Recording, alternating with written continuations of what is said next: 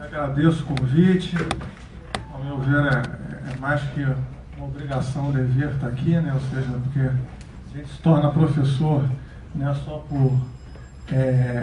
pelo salário, por qualquer prestígio social, mas porque a gente vê isso como uma vocação, né? Ou seja, lutar pelo Rio de Janeiro. Pelo menos é isso que eu faço desde que eu estudo na educação na Faculdade de Economia.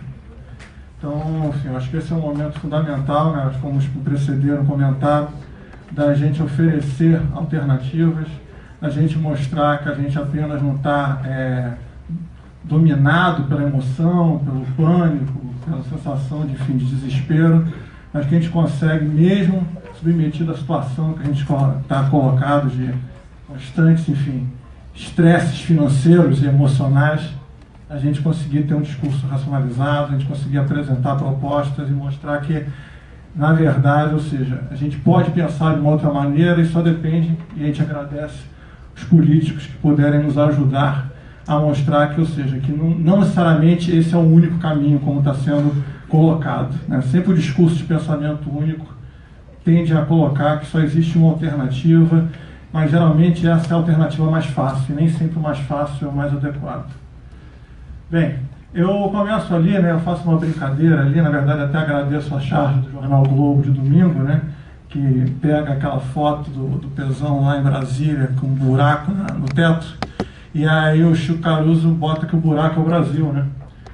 E aí, no caso, eu faço uma paródia com a expressão de o buraco é mais embaixo, eu boto que o buraco, na verdade, é mais em cima, né? Ou seja, para a gente discutir a crise por uma abordagem alternativa, eu acho essencial a gente entender as responsabilidades do governo federal sobre a crise do Rio, né? Por isso que o título da minha apresentação, como o título do documento que eu apresentei como referência a ela, é que a crise, sim, é no Rio, mas não é uma crise do Rio. Então a gente tem que discutir como essa crise no Rio de Janeiro está sendo administrada, mas fugindo ou se defendendo dessa forma que isola o Rio de Janeiro, que coloca como apenas uma crise de gestão estadual e não uma crise muito mais ampla e muito mais complexa no seu determinante que simplesmente esse discurso que com isso vulnerabiliza inclusive a capacidade política da gente enfrentar e cobrar dos devidos responsáveis medidas alternativas. Bem, vou passar aqui. Para frente aqui? Foi? Sim. Aqui é só os artigos que eu venho publicando, né, mais recentemente. Eu grifo particularmente esses dois primeiros, né, esse último foi o que eu postei essa semana, né, que é onde eu baseio o cerne da apresentação de hoje. O anterior foi o da audiência que o deputado Mink citou lá das bombas, gases, enfim, e que foi em novembro, né? Enfim, aí eu recomendo basicamente a leitura desses, os dois estão na internet. Qualquer coisa depois a gente menciona aí, enfim, para quem quiser, eu tenho que passar rápido por isso. Bem. Foi, né? Bem, aqui é o primeiro slide, para mostrar, enfim, que eu acho que o ponto como está sendo administrado, a gente tem que ter clareza disso, ou seja, é um alinhamento do governo do Estado do Rio de Janeiro com os interesses do governo federal, né? Se a gente não entender isso, a gente não entende, então, como a gente está subordinado a esse tipo de coisa, né? Ou seja, não é os interesses do Rio que estão falando mais alto, não é uma demanda do Rio que está conseguindo articular grupos de interesse, localizar nacionalmente suas bandeiras, na verdade, ou seja, é um pacote de cima para baixo, que um governo, evidentemente, fragilizado, vê como única alternativa, porque ele busca, no respaldo do governo federal, essa capacidade, então, de ter um alívio, né? Porque, enfim, ele mesmo reconhece que não é solução, mas sim um alívio financeiro temporário, né? Então, ao meu ver, isso revela que ele nasce, esse alinhamento, né, de interesses, da fraqueza comum a essa desarticulação federativa. Então esse que eu acho que é o grande ponto cego do problema, ou seja, não está discutindo a Federação Brasileira, uma forma de coordenação desse problema no âmbito, né, desse desequilíbrio federativo. E ele, enfim, avança justamente por essa disparidade de força, né? Então, entre um governo fraco estadualmente e um governo federal que, apesar de, enfim, de ter uma certa impopularidade, de ter um questionamento claro, né, de movimentos e tudo mais, ele está conseguindo avançar, assim, Então, eu acho que é esse o ponto fundamental, ou seja, ver esse desequilíbrio de forças, muito mais do que uma questão de se é responsável ou irresponsável um governo, e a partir disso fazer todo um discurso moral, mas ver, enfim, quem tem poder, quem não tem poder, eu vou enfatizar bastante esse tipo de coisa, e como a gente, então, sair dessa sinuca, ou seja, dessa falta de poder que nos colocaram, e que, na verdade, o pacote nos tira mais poder, né, porque nos tira uma autonomia financeira, do ponto de vista federativo, fortíssimo. O segundo ponto ali é exatamente ressaltar, então, que a sabedoria colocava que essa questão da dívida, que é um nó que a gente está amarrado, deveria ter associado a ela uma discussão propriamente de recuperação econômica, o que eu não vejo no pacote federal até o momento, né? Pelo contrário, eu acho que parte de um certo pessimismo, de que mesmo se a economia do Rio de Janeiro não se recuperar, ou o tempo que for necessário, isso não interessa para se recuperar, como se ajustar essas contas. Então faz um ajuste fiscal completamente desarticulado de qualquer critério, de qualquer filtro, de qualquer viés sobre o quadro real de debilitamento dessa economia fluminense.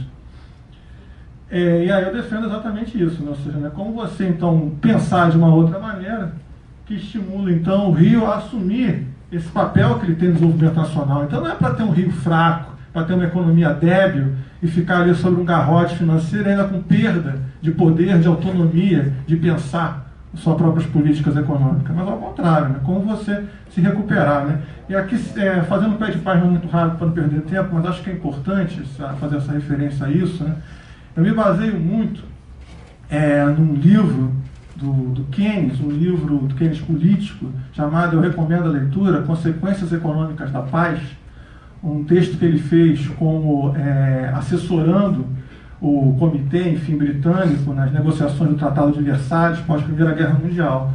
E ali ele questiona exatamente como a França e a Inglaterra e os Estados Unidos, fazendo vista grossa a isso, imporam uma forma de culpar a Alemanha de uma forma, eu diria, exagerada. E ele coloca o seguinte, se fizer dessa maneira, ou seja, cobrar uma dívida impagável da Alemanha, o problema não é só que a Alemanha não vai ter capacidade de se levantar, isso vai criar impactos para a economia europeia, né? Ou seja, então ele tinha uma visão federativa de Europa, muito antes da própria discussão de União Europeia. Ele colocava, ou seja, se a gente não pensar em desenvolvimento nacional, no caso dele, desenvolvimento europeu, e colocar que isso é muito mais importante do que essa moral, desse questionamento de que, ou seja, se tem que cobrar uma dívida como uma questão prioritária ou como uma coisa que antecede você pensar o desenvolvimento econômico, você pode impedir a recuperação econômica. Então essa é a minha preocupação, né? Eu não faço aqui um discurso pessoal, não faço um discurso corporativista, eu faço um discurso preocupado com colocar o Rio de Janeiro na situação que ele está e com o risco de agravar o problema, você cria impactos para a recuperação econômica nacional. Enfim, aí eu começo mostrando um pouco o quadro crônico do Rio de Janeiro, aí a taxa de desocupação. A gente percebe que em 2 anos ela mais que dobra, ok? A partir ali, então, de 2015, mais ou menos, ela mais final de 2014, né? Ela mais que dobra. Sendo que, ponto importante, no segundo semestre do ano passado, o Rio já tem uma taxa de ocupação maior que a média nacional. Isso aí não é comum, né? Você percebe que nessa média histórica, em nenhum momento isso acontece. No máximo se iguala aqui, mas a maior parte do tempo a média nacional está acima, né? Então, hoje o Rio, em termos do tamanho da sua economia, ele já tem um número de desocupados maior. Então, isso não é uma coisa trivial, né? Quando eu coloco isso, é para chamar a atenção para o seguinte, né? Se vende muito um discurso que todo mundo passa pela crise brasileira, que o Rio tem que entender que o problema é de todos, mas eu estou querendo chamar a atenção para o seguinte, no Rio de Janeiro, por especificidades próprias, a crise econômica brasileira, mais que proporcionalmente, leva a efeitos negativos, e isso tem que ser ressaltado. Não é o mesmo barco para todo mundo, né? Ou seja, aqui é só para chamar a atenção, né? Porque ali eu fiz a taxa de ocupação. Geralmente a taxa de ocupação inclui aquelas pessoas que estão procurando emprego, né? Então, no momento ali daquela crise política toda de 2015, né? o professor Mauro também chama atenção, isso leva ao aumento da taxa, né? Mas aqui se torna mais grave, porque aqui é o saldo de ocupados. Então não é só as pessoas que estão procurando, mas de fato quem perdeu o posto de trabalho. E você vê que 2016, que foi o ano realmente ali cavalar, né? Havia uma tendência de redução, né? Mas 2016, né? Essa variação de 2016 foi cavalar, ou seja, perdeu em torno de 176 mil postos de trabalho no estado do Rio de Janeiro. Bem, então aí eu falo, mas não está sendo colocado isso nem na introdução do programa, nos pareceres lá na Câmara, os substitutivos, né? Estão sendo colocados isso como uma introdução, ou seja, então parece que isso aí é considerado como dado, ou seja, não é um problema que pode ser agravado, que tem que ser levado em consideração. Então, ao meu ver, justamente por colocar, e aí que eu vejo o equívoco do programa, colocar como um problema de gestão estadual, aonde você então tem que punir o mau gestor, feito esse caráter punitivo, como se fosse, ou seja, fizeram um monte de coisa errada e, na verdade, você, então, tem que apenas mostrar, né, rigor para que não façam de novo, né? Então, como se fosse ali uma professora puxando a orelha, né? E não, eu acho que o ponto não é exatamente esse, né? Ou seja, você vai ter erros, eu vou mostrar esses erros de gestão, só que são erros que são muito mais ali da forma como se administrou a própria crise econômica. Você não pode colocar a crise econômica como fator secundário. Esse que é o meu ponto. Então, ou seja, você enfatiza esse caráter punitivo, né, esse sempre argumento moral muito forte que a gente vê, desconsidera com isso a urgência de um socorro. Então, ou seja, você vai ver um conjunto de chincanas processuais, cláusulas inflexíveis que deveriam ser mais negociadas e o governo federal imponderado não abre mão. E tudo isso coloca o quê? Quantos meses, né? Ou seja, a gente em novembro foi a última vez que eu vi numa audiência, né? Ou seja, nós já estamos, né, em abril e nada de novo no front. Quer dizer, com exceção da venda da SEDAI, né? Com a tentativa então, de acelerar esse processo. Mas nada de uma reflexão mais profunda, né, foi colocado na mesa. E pior, também dinheiro não veio, né? Que eu acho que é um fator fundamental, né? Então, ao meu ver, justamente isso se reflete nesse governo, então, prostrado, né? Ou seja, ele fica ali, então, como a Geni, né? Levando cacetada de tudo que é lado, né? Desculpa o termo, né? Sendo uma figura fácil de intimidação, que o mais grave não é a gente questionar os erros de gestão, mas as consequências, né? Ou seja, as consequências que levam a esse bloqueio de contas, a confisco do dinheiro, a um calendário de pagamentos totalmente caótico, exatamente porque o governo hoje ele não tem mais o controle sobre o seu orçamento. Ele não tem poder sobre o seu orçamento. E isso reflete exatamente essa falta de articulação política. Bem, então eu acho que eu chamo a atenção aqui, né, que toda essa lógica do processo, ao meu ver, leva a uma desatenção à propagação da recessão, como eu mostrei antes, ela está avançando, ao ônus social disso, e, em particular, né, ao descuido com fatores portadores de futuro, como a própria UERJ, né, que eu e meu colega estamos representando. Ou seja, né, ficar o tempo que a gente ficou ali com essa dificuldade de se recuperar, cria impactos, inclusive, para a economia do entorno. Uma série de pessoas que vivem em função ali, ou seja, ela é um polo não só de saber, mas é um polo econômico. Então, esse tipo de sucateamento, né, eu acho que esse é o termo correto a se colocar aqui, acho que não é exagero, né, coloca também impactos sobre o problema. Bem, esse meu ponto aqui, né, eu vou passar agora para alguns dados, isso aqui eu vou passar rápido, isso aqui é um trabalho do IPEA, né, dos autores ali, Oraí, Siqueira e Gobet, é um trabalho sobre o Brasil, que ele discute multiplicadores fiscais, ou seja, quando você gasta R$1, qual é o impacto, o retorno disso para a economia, né, se é um efeito, então, mais que proporcional, né. E ele divide isso por fase do ciclo econômico. Tá? Então tem o linear, que é a média, mas tem a fase de expansão e a fase de recessão.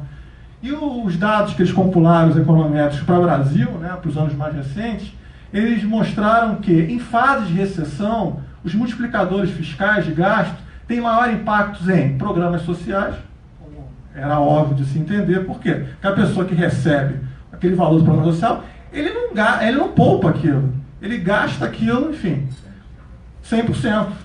Então, ou seja, você faz a economia rodar, ok? Você faz dinheiro circular. Segundo ponto que eles colocam, ou seja, é a questão dos investimentos, né? Então, ou seja, investimentos em ativos fixos, né? Que isso aí, enfim, ninguém discute, né? Ou seja, quando você investe na economia, o investimento público ele puxa isso. E o terceiro ponto é o gasto com o pessoal, né? Ou seja, você manter, o que o governo não está fazendo, é manter a despesa pessoal, a remuneração, porque também a maior parte dos funcionários, eles gastam o seu salário quase integralmente, né? No momento atual, a gente falta, né? Porque a gente está com 1000 dívidas pela frente, então a gente não só gasta, como a gente ainda fica faltando um ponto, né? Então, ou seja, você cortar esses motores de crescimento econômico, você percebe que todos esses 3 pontos foram sacrificados no programa, acentuam a recessão. Eu não vou aqui enfatizar tanto esse ponto, mas só porque aqui eu acho que vale o registro. Subsídios, né? Então aqui entra incentivos fiscais, eles mostram que em fase recessiva os incentivos eles não têm efeito multiplicador positivo, né? Ou seja, o efeito é menor que 1. Exatamente pela razão que, no momento de recessão, muitas vezes o empresário ele pega aquele dinheiro e bota na margem de lucro, né? Em vez de investir. O que não quer dizer, né? Eu faço aqui a ponderação, que incentivos não são relevantes ser discutidos dentro de um programa e dentro de uma política industrial, e aí discutindo o aperfeiçoamento disso. Agora, aquele discurso que incentivo é a âncora para sustentar o processo de desenvolvimento, isso, na verdade, dentro desses critérios, os outros são mais importantes. Ok? Então, dentro de um critério generalista, né? Agora, discutindo setorialmente, há incentivos e há, então, setores que são fundamentais de serem incentivados. Então, aqui eu boto aqui os 3 pontos que eu acho fundamentais para a crítica, né? O que então deveria ser revertido? Primeiro, atribui-se a crise a um problema exclusivo estadual, quando, ao meu ver, a escala do problema é nacional. Ou seja, é uma crise econômica nacional. Isso não é secundário. O dinheiro possível para a saída da crise é um dinheiro federal. Então, ou seja, quem tem poder para resolver isso do ponto de vista federativo são essa articulação em caráter supraestadual.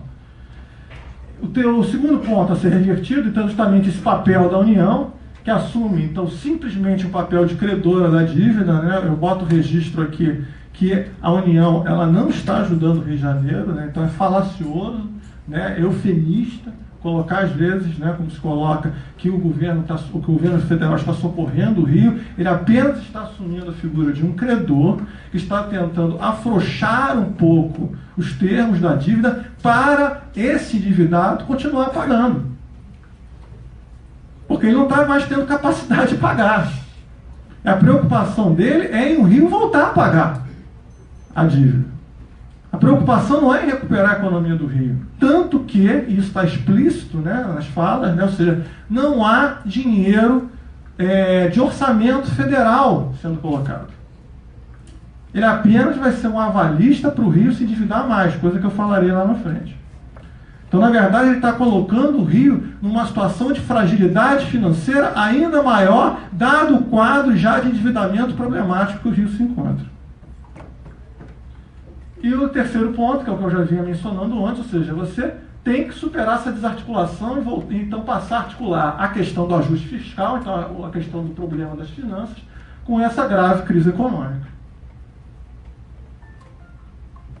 Opa, passei demais. Bem, aqui é só para começar aqui a brincadeira mais de dados, né? Ou seja, geralmente os defensores do pacote, né, uma questão de fotografia e recorte, eles vão assinalar só isso aqui, tá? Falar, como é que está crescendo o déficit primário, como é que isso é caótico, enfim, patati patatá. Só que é importante mencionar o seguinte, aqui está em termos reais, tá, para comparar, tá? Então não é em termos nominais para comparar os anos. Os anos anteriores, né? Então, os anos onde não começa o problema de crise econômica nacional, os anos anteriores, está tudo em azul, ok? E se você somar, aqui são as gestões desde a Rosinha, tá? Da Rosinha até Pezão. Se você somar aqui, a maioria dos anos são de superávit primários. E mais do que isso, se você aqui se coloca às vezes que, e de fato, né, você acumula 30 bi de déficit primário nesses últimos anos. Só que se você soma todos esses anos, você tem um saldo acumulado positivo de 4 bi. Então, ou seja, tem que se discutir e ponderar, de fato, aonde que esse caixa foi aplicado. Porque economia e irregularidade no orçamento primário se teve até um certo momento. Agora, o que fez com esse gasto a partir desse orçamento superavitário aqui, que quando começa a dar um problema no seu balanço primário, você fica com o caixa vazio. Você não tem fundo, você não tem reserva, você não tem fundo de reserva. Então esse é o ponto que eu queria ressaltar aqui para início de coisa. E um detalhe, tá? Aqui eu considero sem os depósitos da segunda linha aqui, sem os depósitos judiciais, tá? Ou seja, se tivesse aquela não ganho extraordinário do ano passado, a situação seria bem grave. Só que um ponto que é importante, se você compara com o ano passado, você houve uma redução do déficit. Então, ou seja, você está apertando os cintos de uma maneira, e aí eu quero frisar isso bastante aqui, ou seja, essa questão de corte, que às vezes parece que a gente não fez corte, né? Ou seja, a gente já fez e fez corte violentíssimo. Por isso que não é trivial você estar passando agora a sucatear serviço público e agora querer avançar sobre a renda do servidor público. Ou seja, aonde cortar em custeio serão cortes agora esporádicos, mas não ganhos substanciais a partir disso, dado você já está fazendo isso nos últimos anos. Esse aqui eu acho um gráfico fundamental, porque a gente fica falando, e falam que a gente tem discurso ideológico, né? Ou seja, a gente fala, o problema é na receita. Bem, eu acho que o gráfico aqui é autoexplicativo, que as receitas, que estão a trajetória em azul, caem mais que as despesas. Aqui também está em termos reais, né? Aqui, essa linha aqui é por causa dos depósitos judiciais, né? Então se considerasse eles ou não, né? Mas de qualquer maneira, considerando ou não, ou seja, a queda violenta das receitas foi mais que as despesas. Então, ou seja, não é que a gente não está cortando. O problema é que as receitas estão caindo mais que os nossos cortes. E aí, eu diria, o pensamento único que está sendo colocado ali como, enfim, a única alternativa de uma saída, o que ele sugere? Corte a mais. Vai cortando até igualar, até essas coisas se encontrarem. Mas o problema é que a gente não está conseguindo travar isso aqui, ó, essa queda das receitas.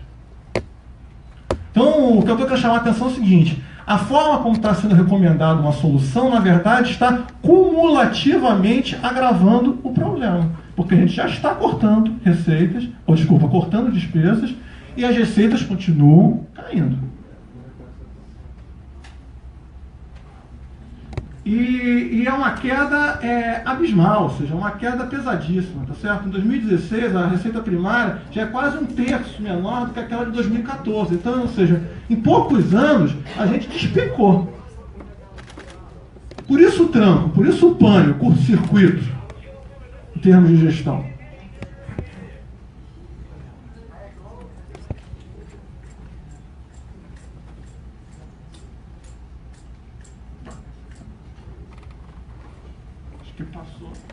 Passou mais que um aqui.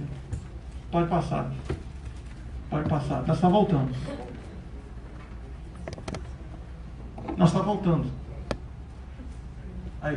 Aí.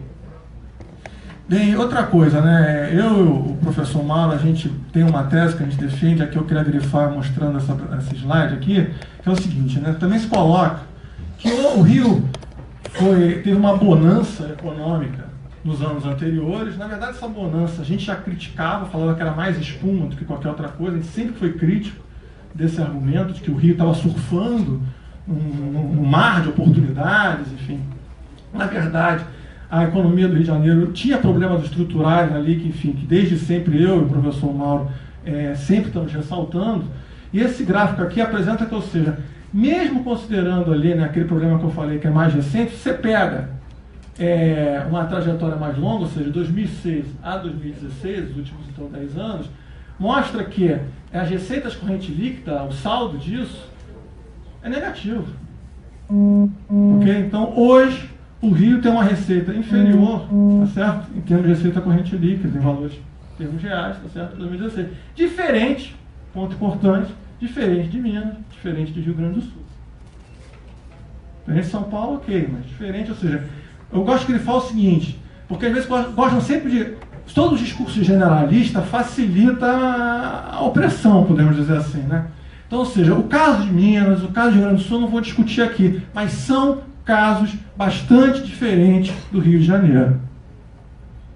Inclusive porque os dados, a trajetória econômica deles são diferentes. Ok? Pode passar. Bem, aqui é um indicador de despesa primária sobre receita corrente, dá uma ideia um pouco, então, de como vai acompanhando isso. Aqui é só para mostrar esse esforço de corte que estão sendo feitos. Lembrando que isso aqui é um indicador, né? Então, ou seja, a despesa está no numerador e a receita está no denominador. Ou seja, o denominador está reduzindo. Mesmo reduzindo, esse indicador está caindo.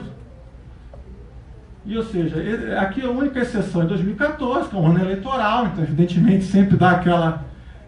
bota o pé no acelerador ali dos gastos, né, no ano eleitoral, mas se você for ver a trajetória desde 2012 até 2016, está caindo isso. Está caindo essa capacidade. Então é daí que vem a minha fala, que, ou seja, que você insistir nessa retórica de dever de casa sobre contrapartidas essas que só buscam cortar, em grande medida, recursos, né, para a despesa, desconsidera que daqui para frente essas economias substanciais só serão feitas sucateando ou cortando serviços públicos. Ou então precarizando, né, as condições de vida dos funcionários públicos. Né? Isso, ainda mais. Obrigado pelo reforço. E aí vamos ao ponto do problema, né? Ou seja, não está se discutindo recuperação econômica do Rio, se está discutindo um Estado do Rio que deve ao governo federal. É disso que se discute nesse pacote que está no governo federal, né? Lá na instância agora da Câmara. Então, ao meu ver, o grande nó das contas, né, é essa exposição a esse endividamento induzido pelo governo federal, né? Então, eu quero aqui fazer essa questão de frisar a trajetória desse processo. Uma trajetória que começa numa jogada que, ao meu ver, era justificável naquele momento pela eminência dos investimentos e pela urgência também que eram necessários ser feitos. Né? Cabe frisar, né? A Ana acho que até vai voltar a esse ponto, né? Que a gente teve ali uma Copa do Mundo, a gente teve uma Olimpíada, uma cobrança que os investimentos não poderiam ser atrasados. Inclusive foram alguns. Né? Mas, ou seja, havia uma cobrança que tinha que fazer a toque de caixa. E o governo federal, né, em um momento ali, que já estava passando por problemas de ajuste fiscal, ele passou a fazer uma troca, ou seja, então colocou que o governo estadual ele passaria a aumentar os volumes desses investimentos para terminar essas obras, né, e ele passaria a ser avalista disso, né, usando os bancos públicos. Né? Então, ou seja, o BNDES emprestava, o governo federal falava que cobria se o governo estadual não pagasse, e o governo estadual contraía a dívida e fazia o investimento. Então, porque eu estou falando tudo isso por quê? Porque quando você vai ver ali, eu vou mostrar depois o gráfico, há uma explosão do endividamento público em pouquíssimos anos. Então você tem uma trajetória de endividamento, de repente, justamente por essa urgência, você tem que realizar algo a toque de caixa, você... Mas o ponto fundamental aqui, né, não é fazer um discurso moral, mas fazer um discurso de interesse nacional, ou seja, esse endividamento foi feito porque esses investimentos eram de interesse nacional. Isso não pode ser desconsiderado agora, quando há um problema fiscal no Rio de Janeiro, ao ter feito esses investimentos. Porque eles poderiam ter sido feitos pelo governo federal. E agravaria o quadro das finanças públicas federais. Bem, o segundo ponto dessa trajetória, aí já é um problema daquela ideia de que a crise ia ser temporária, e de que então você poderia se endividar para tentar ali, ou seja, se sacrifica o futuro, né? Antecipa renda para o tempo presente, você alivia no tempo presente, mas como o futuro rapidamente você vai recuperar, você consegue pagar a dívida. Só que o problema é que a crise se alonga. Então você chega no pior dos mundos, que é quando você contraiu dívida, antecipou receita para o período presente, só que quando você tem que pagar a sua dívida, você precisa de mais dívida. Então vira bola de neve. E aí, qual é o preocupante de tudo isso? E qual é a solução do governo Temer? Mais dívida. Mais dívida. Então, ou seja, a diferença é que agora o governo Temer, ele propõe mais dívida para o Rio de Janeiro, sendo que, e aqui por isso que eu falo a questão de poder, né? Há uma clareza que a gente tem que ter sobre a lei de responsabilidade fiscal, porque há uma diferença conceitual, né, nas amarras aos entes subnacionais e a maiores graus de liberdade para o ente governamental, a União, né? O governo federal. O governo federal, ele pode se autofinanciar o seu déficit. Os governos estaduais, municipais, não. Qual é a solução, então? Ou você tem uma solução federativa, propriamente dita, que é aí que a gente verbalmente chama de um socorro, de uma ajuda federal, ou você os obriga a contrair mais dívida, como está fazendo. Você afrouxa as amarras da lei, que é o que eles estão tentando fazer, da responsabilidade, para ele, mesmo num quadro ali de alerta vermelho, eles contraírem mais dívida. Ou seja, postergando para o futuro um problema numa escala maior. Como eu vou mostrar também. Então, ou seja, eu acho que aqui está o ponto fundamental, né? Não só sou eu que estou falando isso, inclusive aqui é importante, né? Porque nesse momento, para não falar ideológico e tal, ou seja, pessoas, que creio eu, de posicionamento ideológico bastante diferente, como eu e Raul Veloso, colocam a mesma questão. Mesmo alerta, ou seja, de como o governo federal está, diria eu, sem ter noção da urgência, da gravidade e do papel de fato que ele deveria assumir com o problema do Rio de Janeiro, que não vai ser só do Rio. Então, ou seja, ele está se abstendo de assumir o seu papel como coordenador da Federação Brasileira. Ao impedir, então, que financie o seu déficit através do orçamento, como fez o governo federal, ele empurra a gestão fiscal estadual para um comportamento cada vez mais especulativo, ou seja, um endividamento crescente e uma lógica, então, de dívida sobre dívida, que é isso que está colocado. Aí vamos dizer, mas vai voltar a pagar o servidor? Vai, claro. E daqui a 3 anos a gente volta a discutir o problema. Só com uma exceção, né, deputados? Não vai ter nem o governador Pezão e nem vai ter o presidente Temer. Então, ou seja, é importante entender a quem essa solução de fato salva, que essa solução interessa, que a gente vai continuar, né? Esperamos nós continuar sendo servidores. Bem, pode passar. Não, peraí, volta. Esse é outro, né? Não, é esse mesmo, pode passar. Bem, aqui é a trajetória da dívida. Comparado com outros estados, tá? Para sair daquele discurso fácil, que todos estão no mesmo barco. Não estão no mesmo barco. Olha a trajetória do Rio de Janeiro, como foi explosiva de dívida consolidada líquida sobre receita corrente líquida. Tá, é o azul aqui, né? Aqui tem Minas, tem Rio Grande do Sul. O Rio Grande do Sul já vinha de uma trajetória alta, mas, ou seja, no período recente ele é bem mais moderado. Minas, apesar de ter aumentado, é um aumento bem mais moderado, o Rio é explosivo. E pior, sem nenhuma trajetória de que está em uma inflexão, com uma reversão do quadro. Se passa o pacote, essa trajetória vai aumentar mais, porque é mais dívida.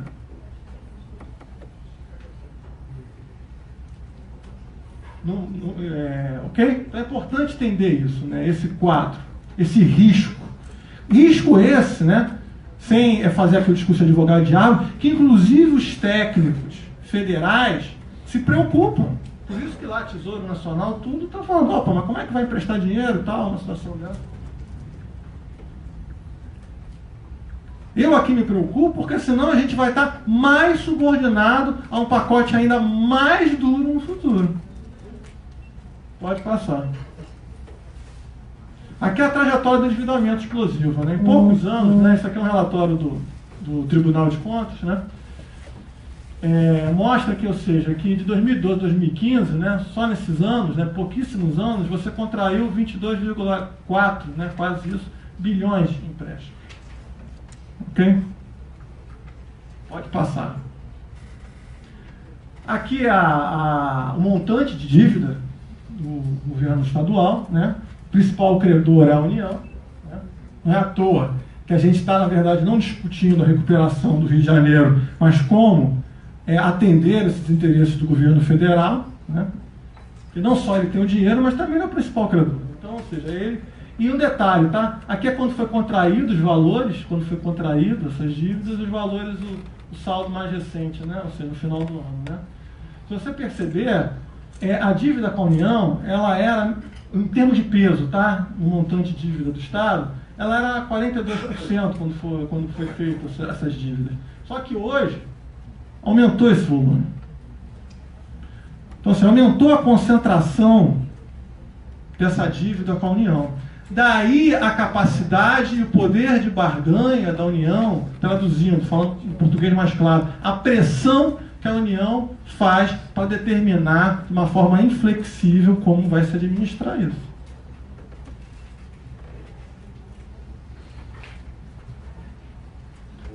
Eu peço que grave só também um outro detalhe. Bruno, aquelas primeiras duas colunas, qual é que é a data? Não, essa daqui varia, né? Porque foi no valor de contratado. Então varia. Aqui é para trazendo para valores. Ok? Bem, agora um detalhe. Isso é importante porque depois eu vou voltar a isso. A dívida com a União é em torno de 73,6 bi, tá? Depois eu vou voltar a isso. Pode passar. Um outro detalhe, volta. Outro detalhe, que só agravou o problema. Aquela discussão ali que eu falei de trazer para valores presente, receita, para tentar ali resolver no curto prazo, achando que essa é uma crise só de curto prazo. E aí o que o governo estadual fez? Ele antecipou royalties. Lembrando, royalties são ativos para a presidência pública estadual. Ele antecipou. O que quer dizer o seguinte, que receitas novas de royalties já está amarrado. E olha a troca boa que ele fez, né? Também está no relatório do Tribunal de Contas. Ele antecipou 8,5, 8,4 bi e ele vai ter que pagar até 2020. Pode passar. E aí vamos ver então o nosso futuro. Esse é o cronograma de desembolso para pagar a dívida pública. Primeiro ano aqui é 2017, tá? Sem considerar que eu não estou fazendo nenhum cálculo com pacote, se não tivesse pacote. Porque o que o pacote vai fazer é o seguinte, senhores. Primeiro, ele vai empurrar isso aqui para frente, porque por 3 anos a gente não vai pagar nada. Mas vai aumentar isso aqui, porque vai contrair mais dívida. Então essa que o detalhe, que não é detalhe, eu acho que é um ponto fundamental a ser entendido, que não é a solução. A gente já tem um volume de desembolsos cavalar para os próximos anos, cavalar. O governo Temer, que é o principal credor da dívida, ele em nenhum momento discute perdão dessa dívida. Eu vou dizer por quê. A gente pode discutir isso, é justificável, talvez a gente barganhar uma compensação nisso, né, já antecipando todas as questões da Lei Candir e outras questões que a gente pode colocar. Pode passar. Vou acelerar aqui, porque senão, enfim, amarro demais aqui. Aqui é o meu ponto. A raiz do problema, eu acho que é a crise econômica, mais do que isso. A estrutura econômica do Rio de Janeiro, que tem esses problemas de debilidade, que eu chamo de estrutura produtiva oca, né? Tese que o professor Mauro também coloca, eu não vou poder desenvolver tanto aqui, porque aqui não é uma área para discutir desenvolvimento econômico, mas o importante é o seguinte, com essa debilidade essa não reconhecida pelo governo estadual, não sendo colocada, né, holofote sobre ela, e aí parece que, de repente, a queda de receita acontece uma mágica. E mágica proporcionalmente atinge o Rio de Janeiro, mas atinge por isso. Isso se reflete, tem um impacto fiscal isso. Tem um impacto na trajetória do ICMS isso. Ok? E tem um impacto, em particular, na dependência das rendas do petróleo. Pode passar. Aqui a gente fez um exercício de comparação, que eu acho muito importante, né? Esse exercício aqui está cortado. O professor Mauro começou a fazer esse exercício e eu terminei aqui fazendo o desenvolvimento dessa simulação aqui. É o seguinte, se a gente comparar o mesmo porte da economia do Rio com a economia de São Paulo, né, vendo as diferenças, né, evidentemente aqui entre os estados, em proporção da sua receita tributária, a gente vê o seguinte detalhe. A economia do Rio é 3 vezes menor que a economia de São Paulo, ok? Nesse ponto. Só que a receita tributária é 5 vezes menor. Então, ou seja, eu não estou discutindo, não estou querendo que o Rio tivesse o mesmo porte, a economia de São Paulo, não é uma discussão utópica. Fala o seguinte, mas então o que explica, comparado essas dimensões do porte da economia, a gente ter uma economia que recolhe, que tem menos impacto fiscal tributário? Aonde que ela está, então, essa economia? Okay? Então é nesse ponto que eu reforço a questão de que é uma estrutura oca, uma estrutura pouco adensada produtivamente, e isso gera os impactos, que nesse momento agora se agravam. Fazendo essa simulação, se eu falasse, supondo que, então, em vez de ser 5 vezes menor, fosse 3 vezes menor, né, se fosse proporcional, então a receita tributária do Rio, ela deveria ser, então, 56% maior. O que então a gente faz, a gente chegar a uma conclusão, que a gente perde anualmente, está em valor de 2015, que é o último ano que a gente tinha como calcular isso pela rádio, uma perda de 22,3 bilhões. Isso, ao meu ver, é uma estimativa por a gente ter essa vulnerabilidade produtiva. Ok? Volto a falar, não é enfatizado em nenhum momento na questão do problema da crise. Pode passar.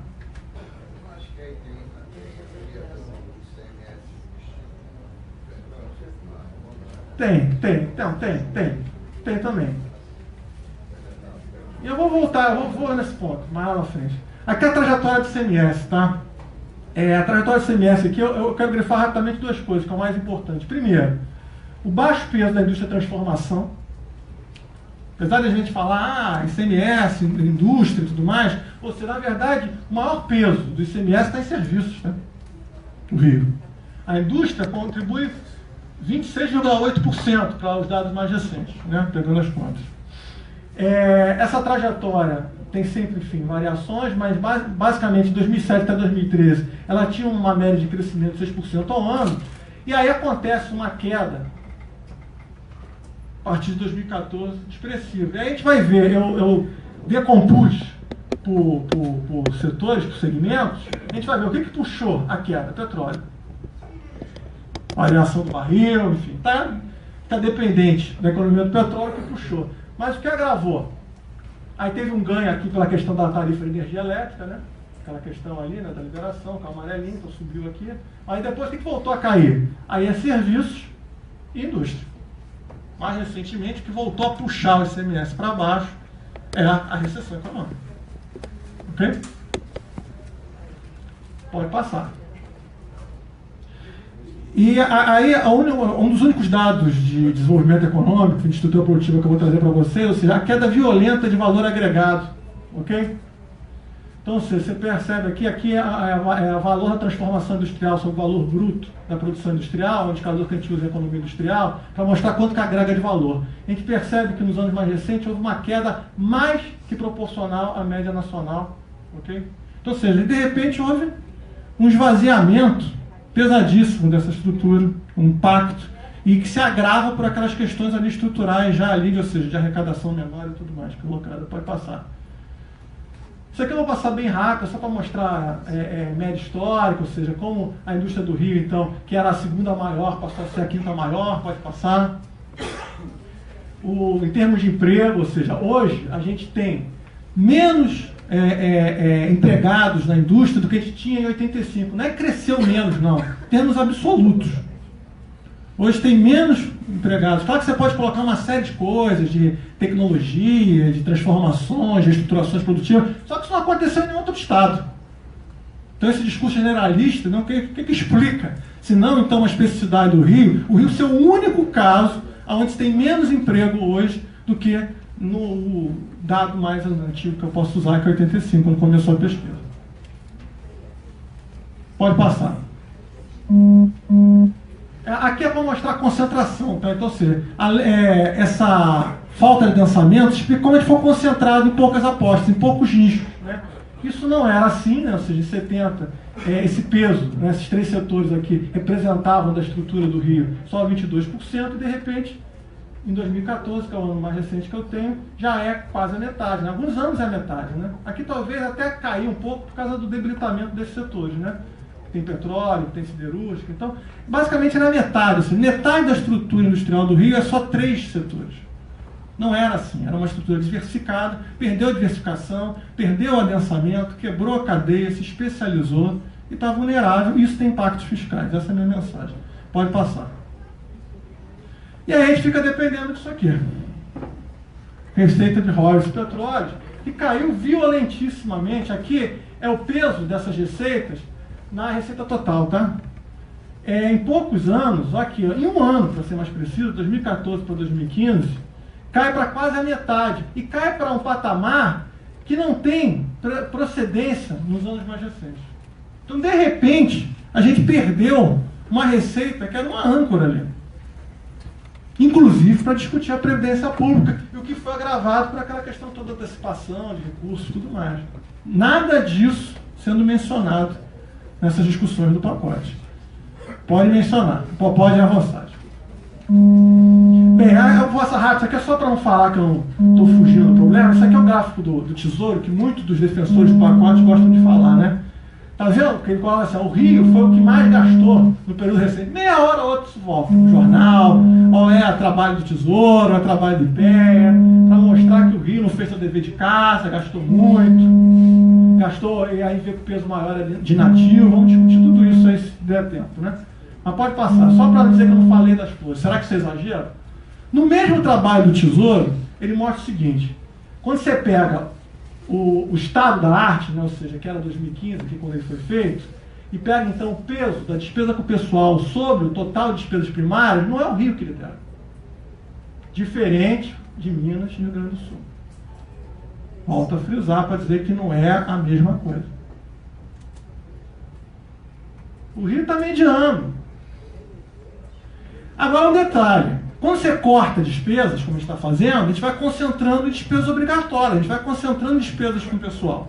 Então é de esperar que nos próximos anos, e já tem efeito disso, que vai aumentar isso. E vai sobrando só despesa com o pessoal. Das outras. Por isso que eu fiz o exercício de ver 2016, aumentou um pouquinho. Aqui está mais ou menos, eu acho que em 62, agora já é 64,2. Já aumentou um pouco esse indicador. E a tendência é aumentar se a gente só ficar pagando as despesas obrigatórias. Pode passar. Esses detalhes, que às vezes, da retórica, é importante chamar a atenção, porque às vezes só mostra a manchete. Bem, vamos ver agora, então, destrinchar. Será que gastamos demais? Será que o Estado está... Então, será que ele contratou muita gente? Aumentou muito a máquina do reenchada, né? Será que é esse o argumento? E a gente vê que, no período mais recente, então, 2010, ok? 2010, 2015, houve uma queda do emprego público, no setor público, ok? Expansão é negativa, né? Taxa de crescimento é negativa. No período 2006 2015 é pequena também, vou pegar o período maior. Expansão da terceirização. Também. Mas aqui eu acho que, o Luiz Paulo, eu acho que pega tudo, tá? Porque eu estou pegando setor público, não é só servidor, tá? Aqui é dado da RAS, tá? Então pega tudo, acho que pega também CLT, pega tudo aqui. Então, é pior que isso, né? Eu acho que é uma máquina pública que está, na verdade, não inchada, mas ao contrário, está esvaziada, está precarizada, demanda concursos públicos. Porque eu gosto de fazer esse discurso, por quê? Porque eu achava que eu estava ficando maluco, porque faz discurso que o Estado gasta muito com a máquina, e aí eu falo, mas a gente cansa, né? Eu, professor Mauro, volto a citá-lo, de falar que falta concurso público. Uma série de áreas. E aí quando vem um discurso do fiscal, eles criticam, por exemplo, como o caso aqui da UERJ, ter feito concurso público. Quando na verdade o quadro aqui mostra que, ou seja, e uma coisa que sempre menciona, muitos dos concursos que são feitos, é importante fazer esse pé de página, são por exigência da justiça. Porque se a justiça não cobrar, se o Ministério Público não cobrar que sejam feitos os concursos, o governo não faz. Pode passar. Aí eu falo, bem, se não é por aumento de empregados, será que é aumento salarial, então? A gente está aqui agora ganhando bem, né? A gente está reclamando de barriga cheia, né? Vamos sair daqui, vamos para uma churrascaria, né? Será? Bem, então vamos ver aqui a questão da remuneração média do setor público, tá? E aí eu fiz uma comparação de ranking entre os outros estados, né, em média nacional, Eu peguei 2006, 2010, 2015 para fazer um comparativo. O Rio era a oitava maior. É natural que seja maior que a média nacional, tá? É natural. Esse discurso moral que às vezes se faz, de que o setor público ganha mais do que a média, a gente tem que entender que o estado do Rio de Janeiro, a economia fluminense é uma economia rica. Então é natural, tá certo? Que seja maior que a média nacional, como a maioria dos estados de grande porte também. Bem, mas vamos lá. Aí a receita do Rio era oitava. Em 2010 caiu para a 12ª e ficou abaixo da média nacional. Quando eles discutem remuneração, você pega o trabalho do IPEA, que foi publicado agora, ele pega a partir de 2009. A janela temporal é importante. Ele não pega a defasagem anterior, essa queda que teve aqui. Se é que não teve uma queda maior antes. Ok? Então você pegar só os anos de reajuste e falar que é um absurdo ter crescido, mas e as defasagens anteriores, senhores? E mesmo tendo havido reajuste, você não volta ao mesmo ranking, ou seja, você está em nono, você não está em oitavo. Ok? Pode passar. Aí aqui eu faço, aqui fica um pouco complicado, mas vou tentar passar rápido porque o meu tempo é escasso. Aí eu comparo setor público estadual com setor público estadual nacional, tá? Então aqui é a média dos estados, tá? E aqui todos os setores, então como se fosse um quadro da economia fluminense, a economia dos estados brasileiros, né? E aí faço essa comparação, né? Enfim, você vê que o Rio de Janeiro, a média salarial do Rio de Janeiro é sempre maior que a do Brasil, que é natural, volta a falar, é uma economia, uma das principais economias. E também é no setor público. Só que no setor público é menor do que a média, pegando a média de toda a economia. Ok? Então esse exercício de comparação é extremamente importante para entender que a gente está seguindo o tamanho, o porte da nossa economia. É isso o meu argumento. Está seguindo o porte. Tem uma economia grande, uma economia mais que a média nacional, e é natural que você tenha um setor público que tenha também um porte maior do que a média nacional. E de chamar a atenção que é menor os valores, tá? Pode passar. Se eu fizesse exercício de proporcionalidade, eu usei fazer isso, suponhamos que a gente tivesse a mesma proporção, então, né, desse setor público com o porte da economia, você teria uma remuneração ainda inferior a essa proporção. Hoje, dados de hoje, uma defasagem pequena, R$336. Então, meu discurso é apenas o seguinte, eu não estou defendendo que a gente lute por esses R$300 aqui. Mas é o seguinte, os reajustes não foi nenhum absurdo, não foi nenhum presente. Na verdade, foi uma recuperação salarial que ainda não atingiu o porte da economia fluminense, o proporcional a isso. Pode passar. Aqui são dados do José Roberto Afonso, né, que a gente usa, né, acho que são dados importantes aqui, para dizer o seguinte, né, aqui é só executivo, tá? Aí eu vou discutir, a gente não quer discutir custeio, não quer discutir máquina, está fugindo disso? Não. Então vamos enfrentar isso. Aqui, ó, eu acredito que você já conhece esses dados, aqui é Rio de Janeiro, tá? Então, peso da despesa com o pessoal no Rio de Janeiro, comparado com os outros estados, tá? Aqui a comparação é em termos do PIB, então do porte da economia, em termos da renda domiciliar, o Rio é um dos menores. Então a sua máquina é uma das menores, não é enxada. Isso é com ativos, tá? Para não falar das coisas, é com ativo. Pode passar. Aí aqui é a outra comparação que ele faz, é com a receita corrente líquida e também continua a mesma coisa, né? O Rio é dos menores. Ok? Pode passar. E aí o ponto que é fundamental, mas aonde é que está o nó? Se for discutir o tamanho da máquina. Comparado com São Paulo e Rio de Janeiro, a máquina do Legislativo e do Judiciário, ela é quase o dobro, em termos per capita, que de São Paulo e Minas. Então, se a gente for discutir máquina pública, a gente vai ter que discutir propriamente essa desproporção entre os poderes. Lembrando que, enfim, que o caixa é único, né? Então, ou seja, você tem que discutir essa proporção entre esses poderes. Comparado aqui, né, que eu somei, então, isso aqui, você vê que, ou seja, termos per capita, o valor é praticamente o dobro. Ok? E, curioso, né, vocês que são de outras comissões, em saúde e educação, é menor termos per capita que São Paulo e Minas. Então, a gente gasta mais que os outros para manter o legislativo, o judiciário e afins, e gasta menos que os outros em saúde, educação. Isso. Ok? Temos per capita, precisamos para avaliar isso. Para avaliar isso, né, o atendimento à população.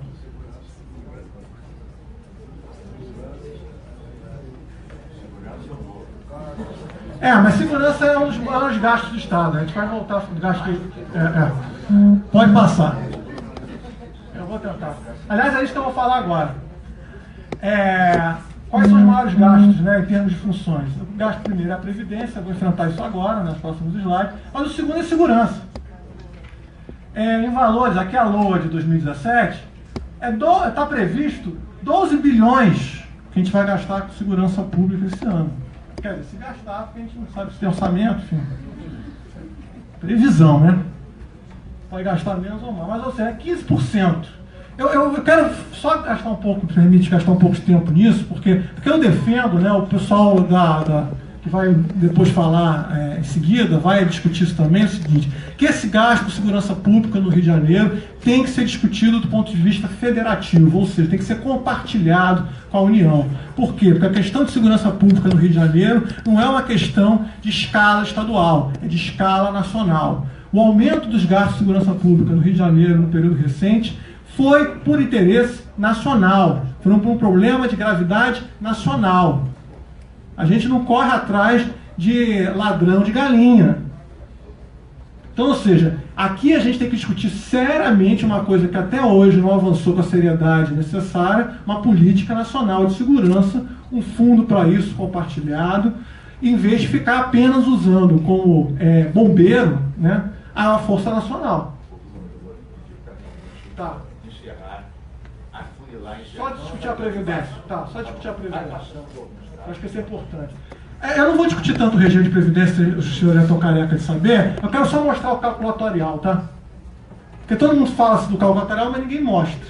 Né? Ou seja, nós temos dois regimes de Previdência. O regime novo, ele é superavitário. Ok? O que é deficitário é o regime antigo, o que já era previsto. E na lei, né, tem a lei, se quiser depois nas conversas eu discuto a lei com os senhores, ou seja, a lei está claramente lá colocada, ou seja, qualquer problema que tiver aqui de déficit, que já é previsto, que assim, o que se faz? Qual a crueldade quando se quer discutir Previdência? Só bate a fotografia dos próximos anos. Você não bate fotografia, que você mostra o quê? Que esse mesmo plano financeiro vai chegar um momento que, ó, no futuro, ele praticamente zera, e só não zera porque os militares que ainda entrarem vão ficar nele. Só por isso que não fica superavitário.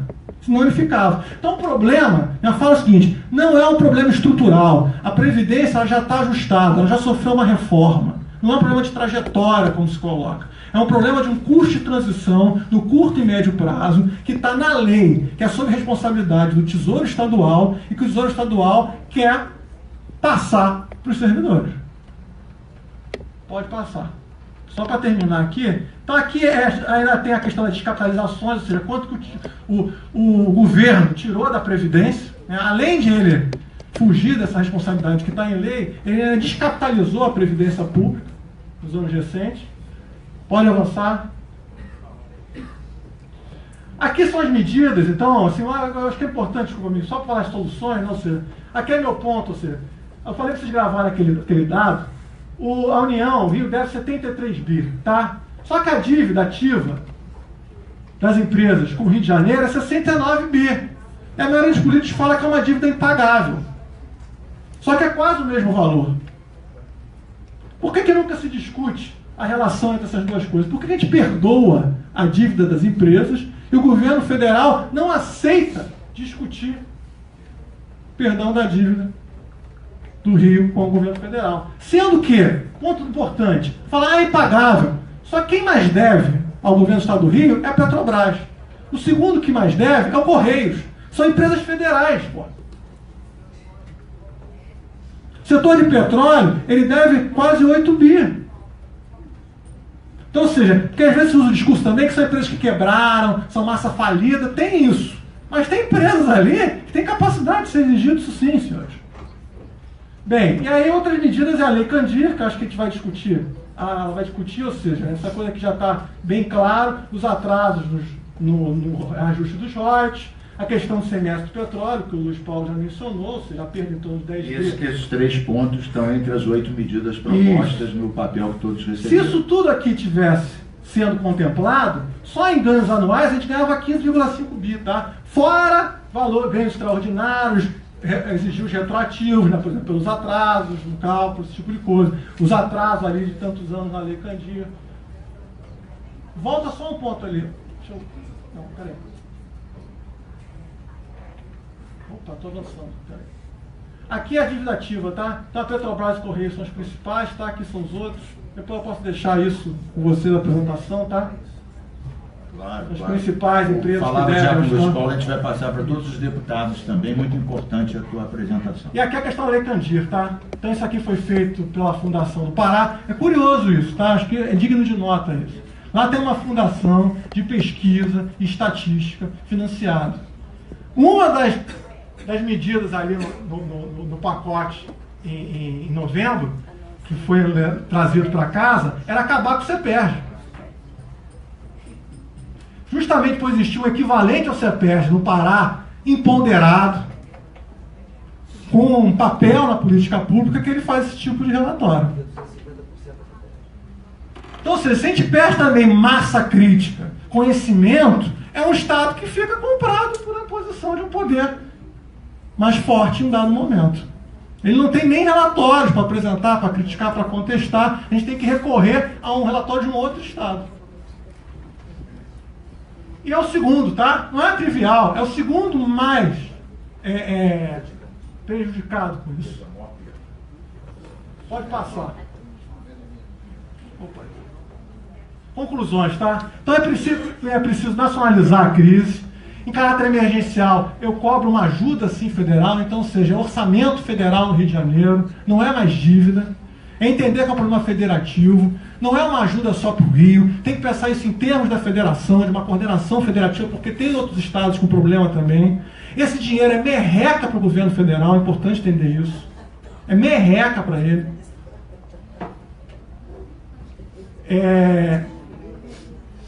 Precisa ir além, então, do debate contábil e de gestão para entender o problema maior de desenvolvimento econômico, então, ou seja, no sentido de você aprofundar fortalecimento desse Estado, planejamento público, para você enfrentar essa estrutura produtiva oca. E não basta, então, mobilização se a gente não avançar nesse diagnóstico, para entender, então, que a crise não é secundária. Então, a ênfase deveria ser nesse problema de debilidade, explicitado por esse enorme cenário de tensão federativa que fragilizou o Rio e que agravou esses efeitos dessa exposição a um endividamento temerário que ainda quer se dobrar a aposta. Meu penúltimo slide aqui. Então, ou seja, eu acho que o que está em jogo é o seguinte: essa tensão federativa que está oculta e que está ainda imperando essa moral de tesouraria, que só quer fechar balanço, que só quer ver se a conta fecha, que fala que o problema é matemática, que é aritmética, não entende que é um problema de fato de poder, de quem pode e quem não pode. E como a gente trabalha, então é de articulação política, propriamente dito. Então você tem que ir além da aparência dessa soma de desequilíbrios, que eu apontei para os senhores que existem, não estou fugindo deles. Mas, ou seja, tem que ir além disso para discutir propriamente a tomada de decisão entre os entes da federação. Cabe perguntar, então, por que uns, governo federal, que eu estou me referindo, mantém suas estruturas de gasto e outros se veem impedidos? Por que uns mantêm os mecanismos de poder de compra e outros estão vulneráveis e desfinanciados? Se é o mesmo país, senhores. A gente pode falar que Grécia e Alemanha são países diferentes, mas a gente está falando do mesmo país, está sobre a mesma carta constitucional. A resposta, então, não será que o que os diferencia é ter ou não responsabilidade. Porque a crise, aí sim, ou seja, todos estão com problema.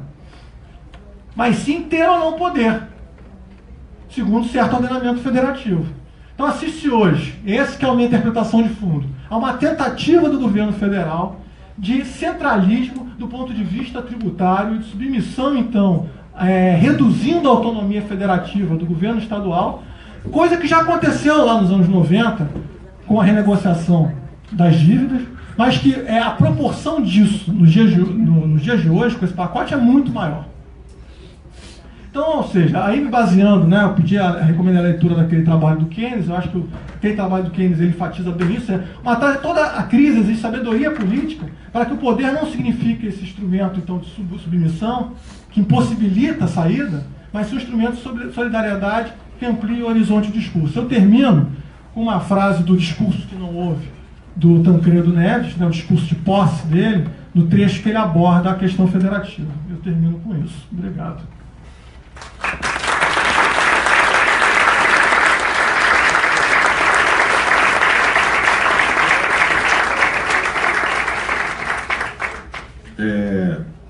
Bruno Sobral, muito obrigado pela tua exposição, realmente brilhante, um trabalho sério, consistente, fundamentado, que seguramente vai fundamentar propostas, ações políticas para unir forças e tirar o Rio aqui do buraco.